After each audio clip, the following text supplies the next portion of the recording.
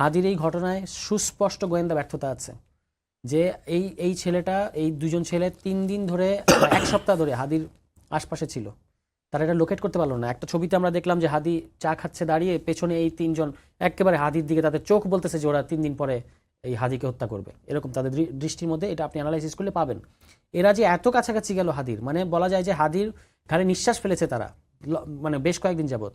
কিন্তু মানে একজন ঢাকা আটের মতো এরকম একটা হেভিওয়েট আসনে একজন হেভিওয়েট স্বতন্ত্র প্রার্থী, পাশাপাশি তিনি একজন জুলাই যোদ্ধা, তার এখানে যে এই ধরনের ঘটনা ঘটতে পারে, এবং এটা নিয়ে জল ঘোলা আপনি দেখতে পেয়েছেন যে প্রথম দিকে এটা মানে মির্জা আব্বাস সাহেবের দিকে এক ধরনের দোষারোপের চেষ্টা করা হয়েছে। ফলে এরকম একটা জল ঘোলা করা, বিভাজন সৃষ্টি করা, অস্থিতিশীল পরিবেশ সৃষ্টি করা, এগুলো যে করার চেষ্টা করা হবে, এটা কি আমরা জানতাম না? আমাদের পুলিশ প্রশাসন, আমাদের সরকারকে জানতো না?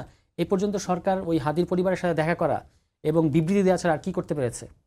গুঞ্জন শোনা যাচ্ছে যদি ওই যে বাইকের মালিককে ধরা হয়েছে, আর বাইকের মালিক বলছে যে আমাকে শোরুমে নিয়ে যান, তাহলে সব সত্য বের হয়ে যাবে। আর ওই যে কয়েকজন হয়তো চেক সহ কয়েকজন ধরা পড়েছে, কিন্তু মূল যে বাইকটা চালাচ্ছিল আর যে গুলিটা করেছে, সেই দুজনের ব্যাপারে কিন্তু গুঞ্জন, অনেকগুলো পত্রিকা বলতেছে, সোশ্যাল মিডিয়ায়, যে তারা ভারতে পালিয়ে যেয়ে থাকতে পারে।